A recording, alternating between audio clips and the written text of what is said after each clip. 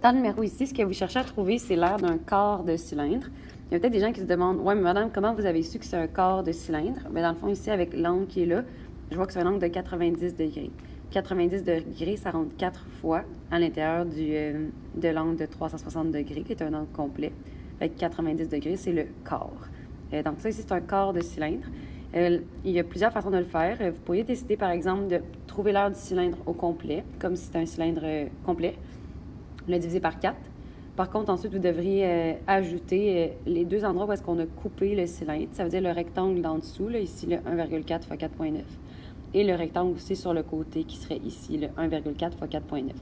Donc, je répète, vous pourriez trouver l'aire totale du cylindre, comme si c'était un cylindre complet, le diviser par 4, parce que c'est le quart d'un cylindre.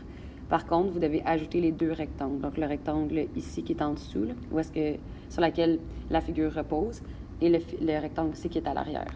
Sinon, une autre façon de le faire, c'est comme ça que je vais le faire moi ici. Dans le fond, c'est de me dire que bien, ici, c'est un solide qui a deux bases. Donc, il y a une base ici à l'avant et il y aurait la même, l'équivalent de comme en arrière ici.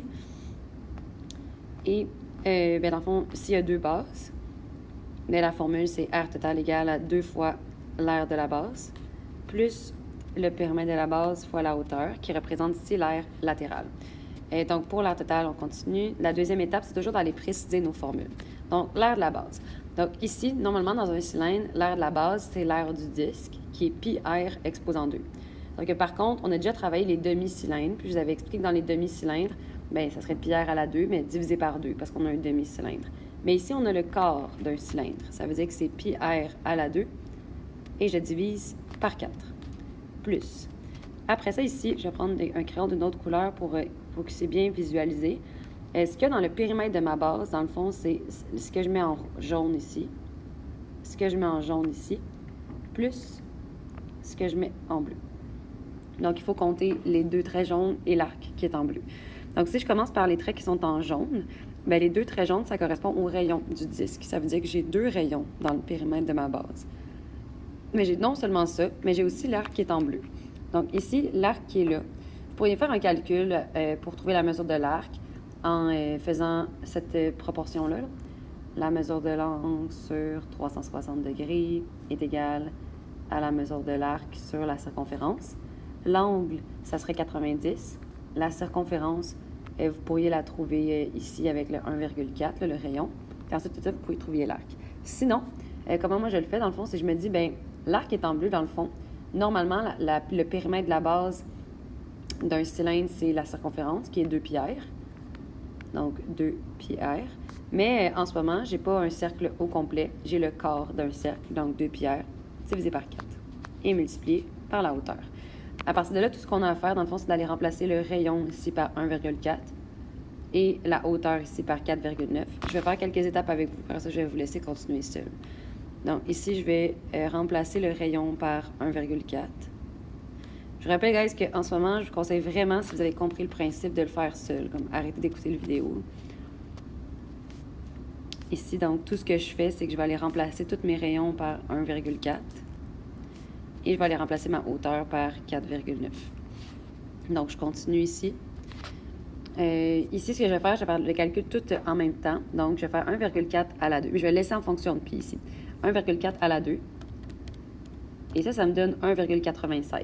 Ça veut dire que ce résultat-là, je vais le diviser par 4. Donc, ce résultat-là, je répète, je vais le diviser par 4. Et ce résultat-là, je vais le multiplier par 2. Donc, 1,4 à la 2 divisé par 4, ça donne 0,49. Et ce résultat-là, le calcul qui est ici, je le multiplie par 2. Et ça me donne 0,98 pi. Ça me permet de faire tout le calcul en même temps. Donc, je répète ce que j'ai fait. J'ai fait à la 2 divisé par 4 fois 2. Après ça, ici, 2 fois 1,4. Honte à moi d'avoir utilisé ma calculatrice là-dessus. Ça donne 2,8. Plus, je vais aller faire le calcul de toute la section qui est là. Donc, 2 fois 1,4. Je répète que je laisse en fonction de pi pour garder ma précision. 2 fois 1,4. Divisé par 4. Et ça me donne 0,7 pi. Et tout ça est multiplié par 4,9. Ici, où est-ce qu'il faut faire attention?